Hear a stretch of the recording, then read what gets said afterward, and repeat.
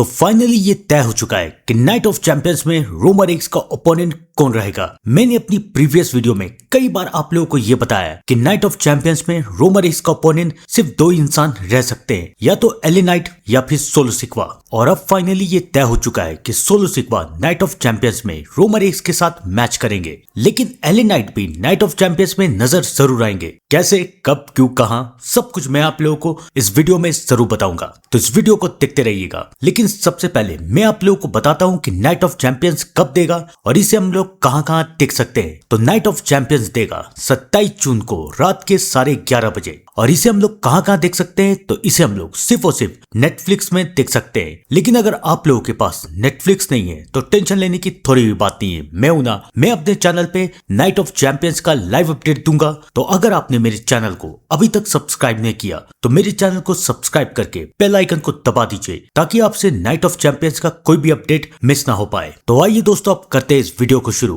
Roman Reigns ने जब Jacob फाटू को हराया था, तब वहां पर ऑडियंस के बीच में बैठे हुए थे सोलो सिक्वा और उनकी एमएफटी। और तब से ही मैंने आप लोगों को ये कह दिया था कि अब रोमन रेंस और सोलो सिक्वा का एक और मैच होगा, क्योंकि अब सोलो सिक्वा और उनकी एमएफटी को भी रोमन रेंस की ब्लड लाइन को ज्वाइन करना पड़ेगा, रोमन रेंस को एक्नॉलेज करना पड़ेगा। ये सब इसलिए किया जा रहा है ताकि डब्ल्यूडब्ल्यूई में पूरी तरीके से ब्लड लाइन फैल सके और रॉ और स्मैकडाउन दोनों इंटरेस्टिंग बन सके। मैं आप लोगों को कई बार ये बात कह रहा था, लेकिन इस स्मैकडाउन में ये बात साबित भी हो गई। जेकब फाटू इस स्मैकडाउन में आए। जे और जिमी ने उनसे पूछा भी कि तुम क्यों आए हो। तब जेकब ने उन्हें बताया कि जेकब फाटू को रोमन रेंस ने भेजा है सोलो से मिलने के लिए। और उसके बाद जेकब फाटू सोलो सिक्वा के पास गए। उन्होंने सोलो को ये कहा कि रोमन रेंस ने ये कहा है कि अब सोलो को वापस से रोमन रेंस के पास आ जाना चाहिए। लेकिन ये सुन के सोलो सिक्वा भड़क गए। सोलो सिक्वा ने जेकब से कहा कि एक टाइम पे तुम समून वेयरवुल्फ थे, सब कोई तुमसे डरते थे, लेकिन अब तुम क्या बन के रह गए हो?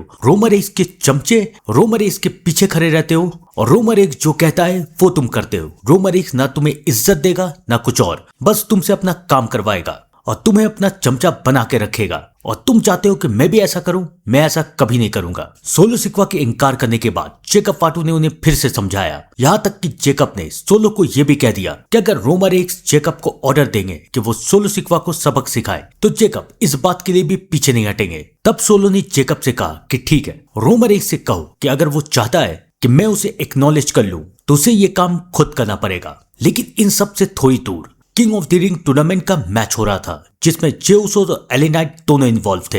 एले नाइट जिसे ब्लड लाइन से प्रॉब्लम है, और एले नाइट ये नहीं चाहते थे कि ब्लड लाइन का कोई भी मेंबर उनके मैच में इन्वॉल्व हो। वो ये मैच जीतने ही वाले थे, लेकिन तभी रॉयस्की को जिताने के लिए सोलो ने एले के ऊपर हमला कर दिया और इस बात का फायदा उठा के जे उसो इस मैच के विनर बन गए। अब एले नाइट का सारा गुस्सा फुटेगा ब्लड लाइन के ऊपर, सोलो सिक्वा के ऊपर। लेकिन उससे पहले सोलो को आने वाले रॉ में रोमन रेंस का सामना करना पड़ेगा, और तब ये तय होगा कि फाइनली एक बार फिर से सोलो वर्सेस रोमन का मैच होगा वर्ल्ड हैवीवेट टाइटल के लिए। और अगर ये मैच सोलो हार जाते हैं तो सोलो रोमन रेंस को एक्नॉलेज करेंगे, उन्हें अपना ट्राइबलशिप मानेंगे। लेकिन इन सब के बीच में एले नाइट रोमन रेंस और उनकी ब्लड लाइन के ऊपर हमला करने की कोशिश करेंगे। शायद नाइट ऑफ चैंपियंस में भी वो ऐसी कोशिश करे। रोमन नाइट ऑफ चैंपियंस में सोलो सिक्वा को भी हरा देंगे और एले नाइट को भी सबक जरूर सिखाएंगे। तो ऐसे रोमन रेंस सोलो सिक्वा के ब्लड लाइन पे अपना कब्जा करेंगे और एले नाइट भी उन्हें रोक नहीं पाएंगे। आपको क्या लगता है कि क्या क्या होगा? कमेंट करके जरूर बताइएगा। तब तक के लिए थैंक यू